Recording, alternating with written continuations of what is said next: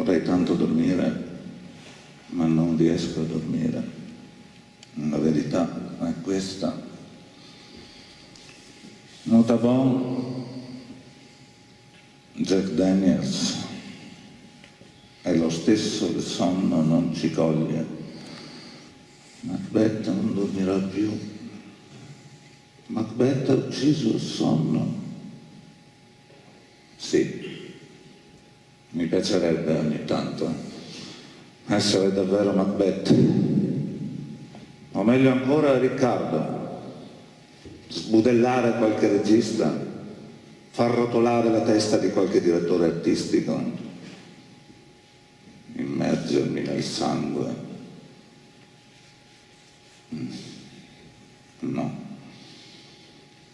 Pensare a qualcosa di bello, lasciarsi andare, raccontarsi una storia, tempo medio, voce stabile, tono basso, non troppo. C'era una volta? No. Ero una volta al Blue Note di New York.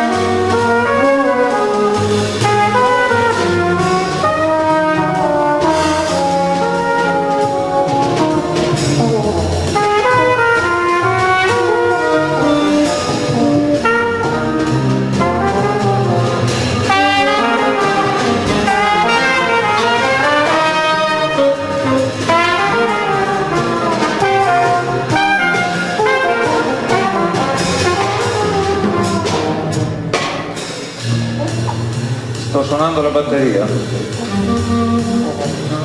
Sono anche seduto a un tavolo ad ascoltare.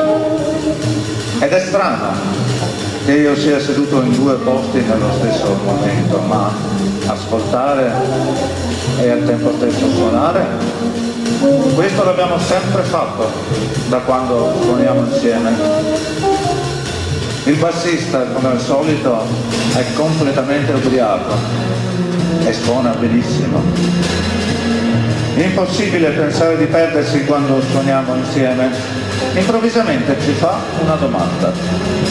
Gli rispondiamo gentilmente e facciamo la stessa domanda al pianista, ma lui non ci risponde e fa una domanda al bassista.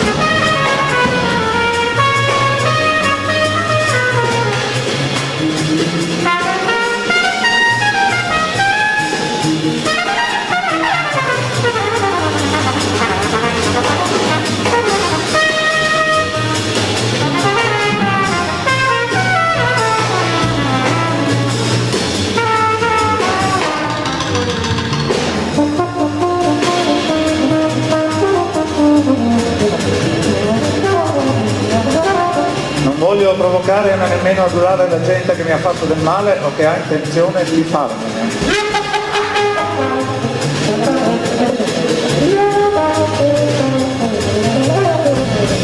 Mi comporterò in modo da metterla semplicemente in condizione di non farmi del bene.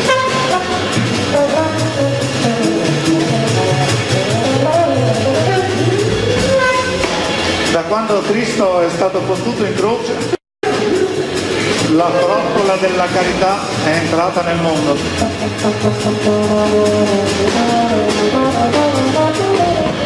Ma tutto questo finirà quando non si lasceranno più aprire botteghe di carità come si aprono le mercerie.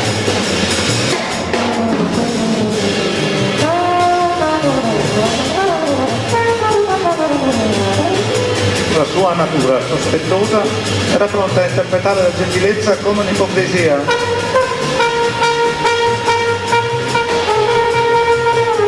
Disposta a prendere in considerazione un'altra semplice equivalenza.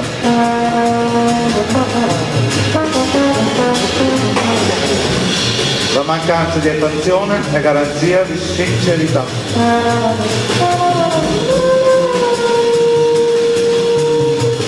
Sì, agli amici bisogna uno scrivere affatto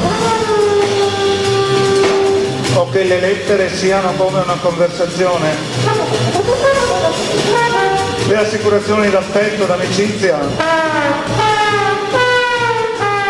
sono talmente comuni, così abituali tra chi non si ama, che quelli che si amano devono astenersene. I pittori per me sono come i pasticceri fanno cose che mi danno estremo piacere, ma io non stimo i pasticceri.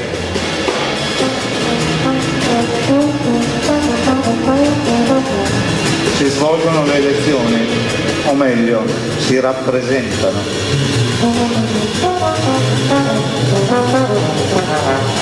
Uno di quei vecchi che sotto i capelli bianchi nascondono un imbecille.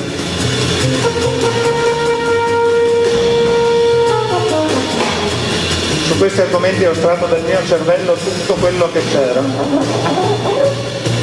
Un'altra parola senza senso, spietato annullatore delle coscienze, azzeratore, terminatore, efficace a tal punto da far scomparire la parola, discorsi senza senso, parole senza senso.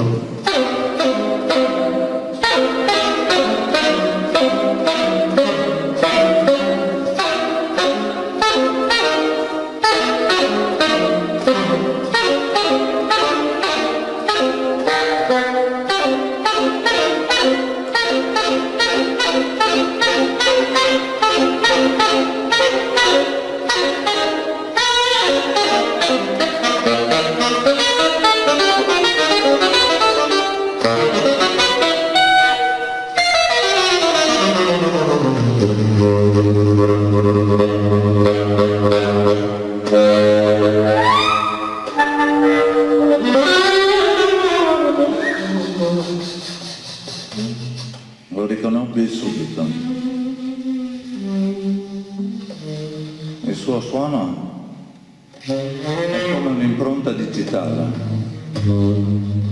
Era lui, ora ne ero certo. Si era condannato all'isolamento più totale, a una solitudine la più assoluta possibile, solo, niente batteria, niente contrabbasso, niente pianoforte, solo con il suo sax tenore. Ricordai l'ultima volta che l'avevo incontrato, prima che svanisse, quel suo discorso su Charlie Parker. Se Charlie Parker fosse vivo, oggi suonerebbe in modo completamente diverso. Questo è un fatto. La sparizione del suo cervello, tutto il suo genio sparito nel momento in cui è sparita la sua testa, quel che farebbe ora più di ciò che fece allora. Ma della testa di Charlie Parker non gliene frega un cazzo a nessuno. La sua opera invece continuiamo a sentirla. L'opera di Charlie Parker è perennemente in circolazione e perennemente viene fatta a pezzi, prima fotocopiata, poi strappata in 1000 pezzi, decine, centinaia, migliaia di fotocopiatrici sonore umane riempiono il mondo di fotocopie sonore dell'opera di Charlie Parker per poi strappare e ristrappare queste fotocopie fino a ridurle a minuscoli pezzetti che rischiano di soffocarci.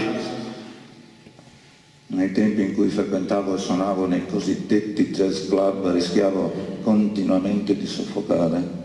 Non appena sentivo una di queste fotocopiatrici umane mi si stringeva la gola e rischiavo di soffocare. Tutti si ispiravano a Charlie Parker. Io mi sono sempre ispirato ad Eric Dolphy, ma non ho mai fotocopiato Eric Dolphy. Attraverso la sua musica io ho studiato il cervello di Eric Dolphy, per così dire, continuando a chiedermi, ora suonerebbe così, come lo sto sentendo in questa registrazione del 61? E subito mi rispondevo che no, Eric Dolphy oggi così non suonerebbe più, non l'Eric Dolphy che conosco io. E dunque, come suonerebbe? E provavo suonando a darmi una risposta e suonavo come lui, ma a suonare ero io, non lui, capisci? Ero io, non lui. Di lui non avevo più nulla, ma suonando avevo la sensazione come se avessi nella testa 2 cervelli compressi uno sull'altro o uno di fianco all'altro. 2 cervelli, capisci? Il mio e quello di Eric Dolphy.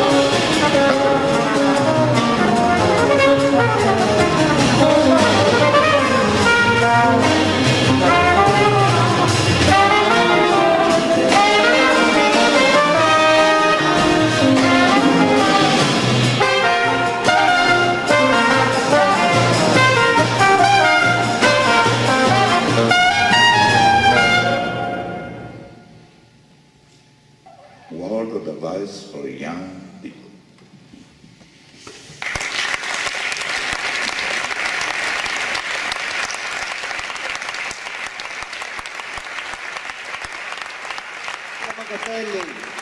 Alessandro Mansueti.